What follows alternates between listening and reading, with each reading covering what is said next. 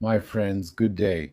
This woman you see in the photo is a pilot. Her name is Virginia. She was 51 years old. She is holding a 6-year-old girl named Amber. That's her granddaughter. Well, this woman is going to make an incredible number of bad decisions. We're going to put them end to end. It's pretty incredible. All the mistakes that were made, which will unfortunately lead to the tragedy of June 6th. We'll see that very often in general aviation. Most accidents don't happen because of mechanical failure, although those do occur. It's often decisions or human factors that are involved. So we're going to the United States in June 2021. We're in the state of Montana in a city called Havre, like the French city Le Havre, which is very far north. So basically, we're 40 kilometers from the border with Canada. This woman, who owns a single-engine plane, a PA-28, a light single-engine prop plane, well, she wants to go to California. She wants to go to Southern California, almost at the border with Mexico. The flight is literally 2,000 kilometers. We've never done such a long trip before. So she wants to cross the United States from north to south.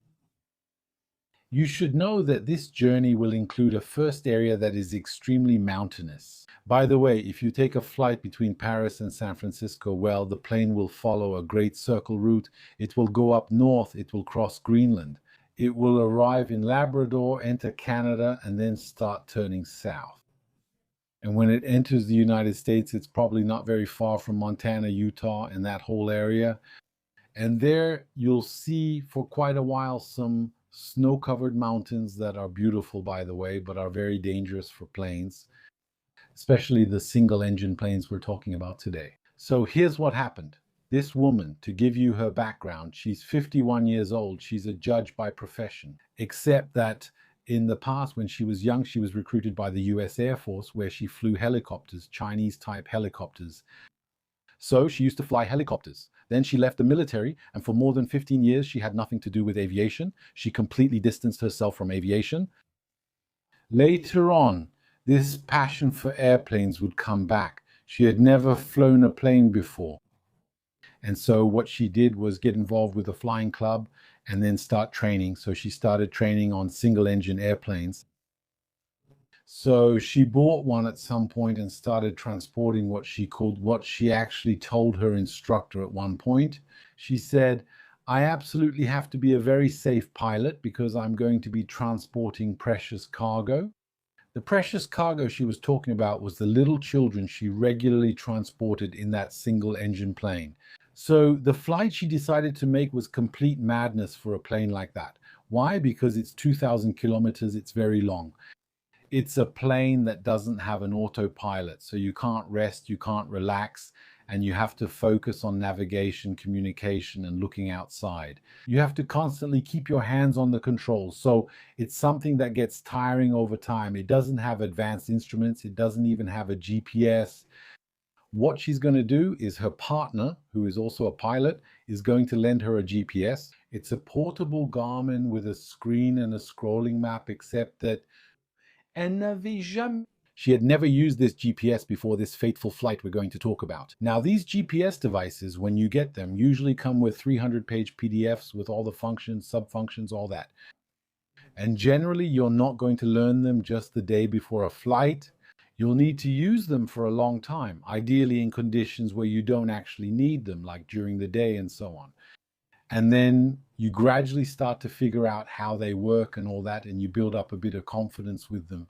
But just taking them for a flight like this one, that's a bit heretical. Another heresy in this situation, and that's when you realize you've hit rock bottom, is that she wants to fly at night. So she usually wakes up around 4 or 5 in the morning. That's what her partner explained to the TSB.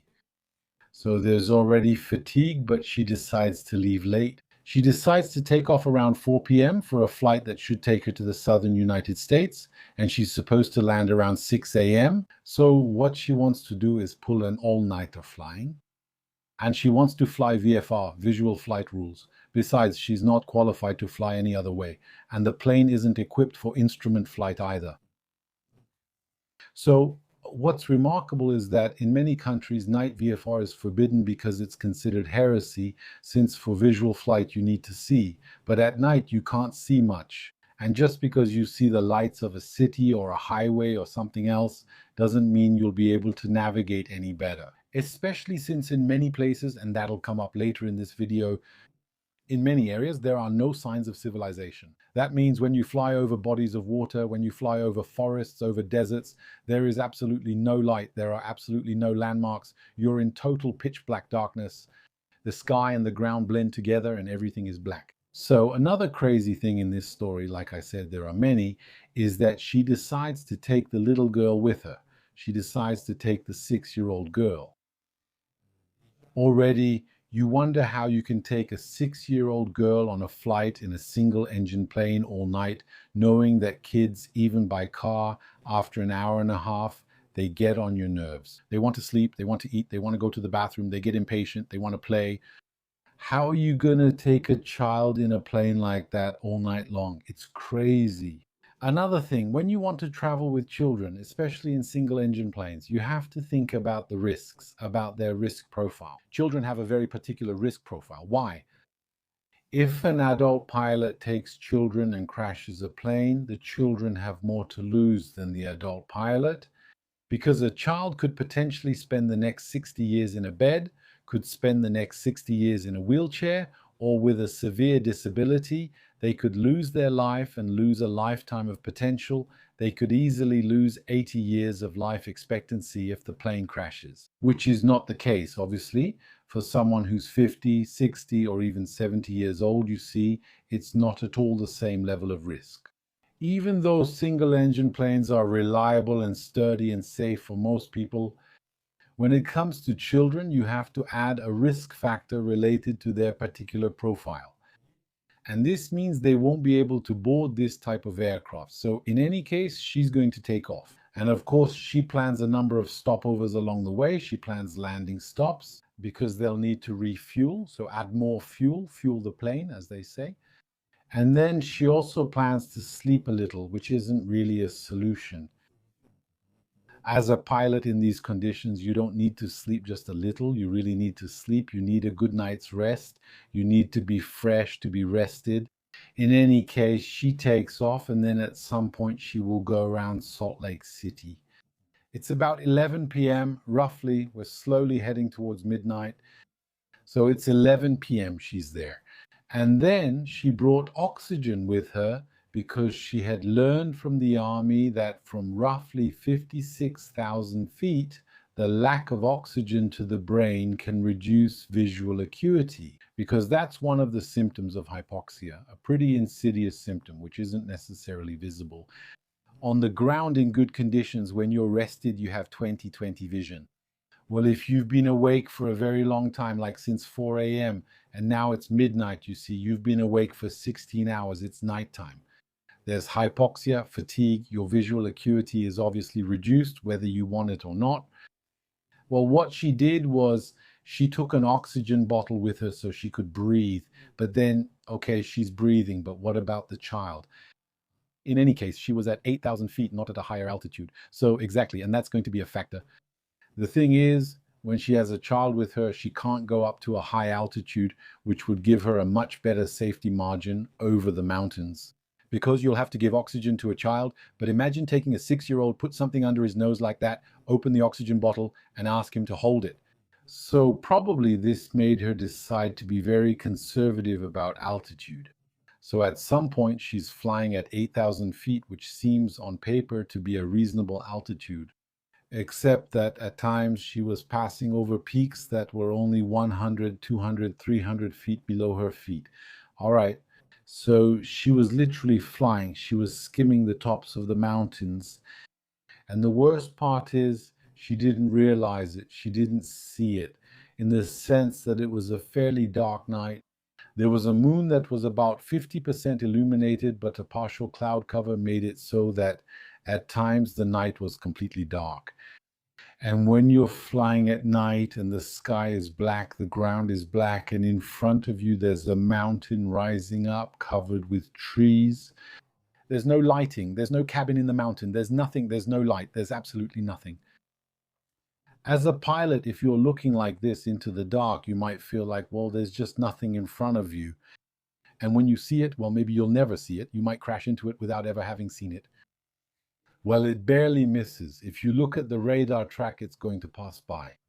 So it's going to leave Salt Lake City on its left, so it will pass to the west of Salt Lake City, and then it will go down and start heading west, farther and farther to the southwest. And in that area, there are mountains. And once again, having flown in the area very often, having driven a lot in the region, Salt Lake City is surrounded by mountains in almost every direction. They are majestic, they are beautiful, everything you could want, but in a single engine plane at low altitude in the middle of the night, it's true that this is not a good situation. Let's be clear about that. And so what she's going to do is, at some point, she enters an area where there are two mountains, two mountain ridges that are higher than the altitude of the plane. And she thinks she sees an opening to the right. She has the impression that over there to the right, there's a valley.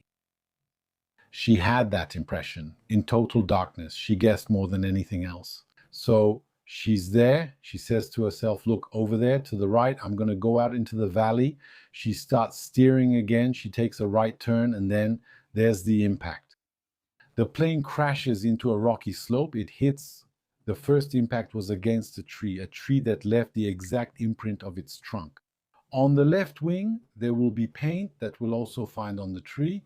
So clearly that's where she hit first. The plane hit the ground very violently.